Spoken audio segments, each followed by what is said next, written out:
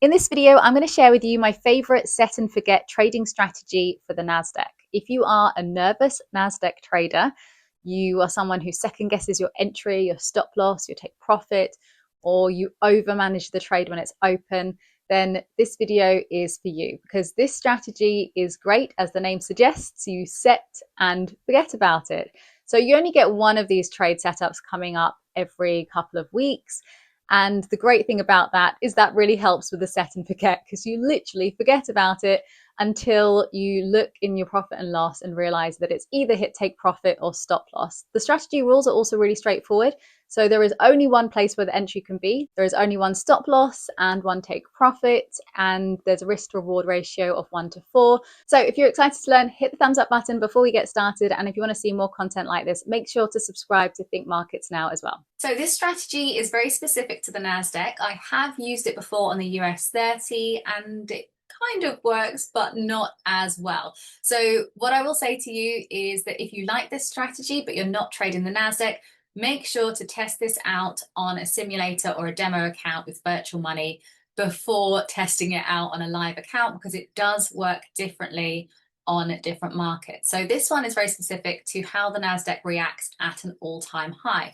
So you can see I've written up all-time high here. Often what happens is the market will take out the all-time high. As you can see, it's taken it out, but then you might get a reversal afterwards. So this strategy makes the most of that move. A couple things to be aware of: if there is really heavy news out and say it's very bullish for the Nasdaq, then the market's likely to keep going rather than to reverse. So just be aware that's the sort of time when this strategy is likely to hit stop loss. So it's always very, very important to have your stop loss in place. Another time when it doesn't work so well is if the market has made the all-time high earlier that same day. Often it will just keep breaking it, but keep going up.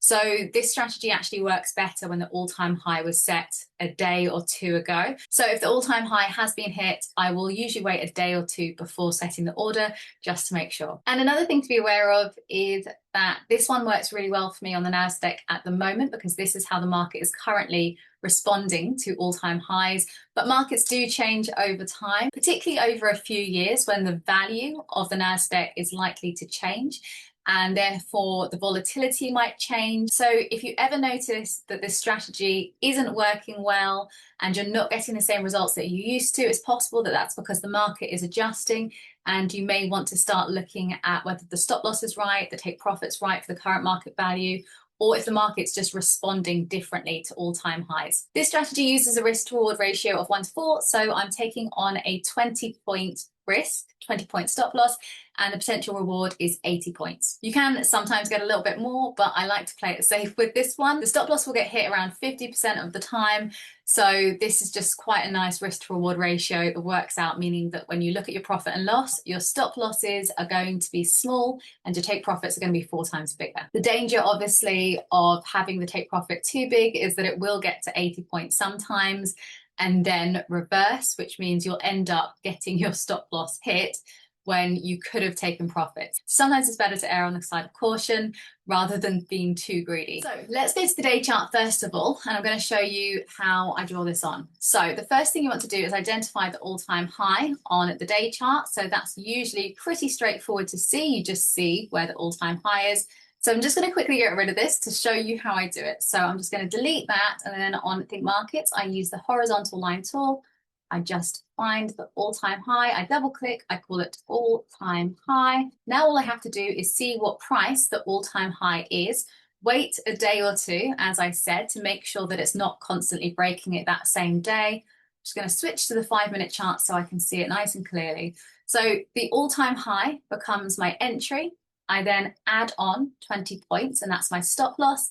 And then I take away 100 points from the stop loss to get my take profit, which is also 80 points less than the entry, depending how mathematical your brain is and how you like to do things. I just find it easier to minus 100 than 80. You only usually get a couple of these every month, and they're really nice and straightforward. Every time I see an all-time high being set, I'm excited to draw up my trade, and then there's nothing to do but set and forget about it. This one actually got triggered in the middle of the night, which is ideal, especially if you are a nervous trader.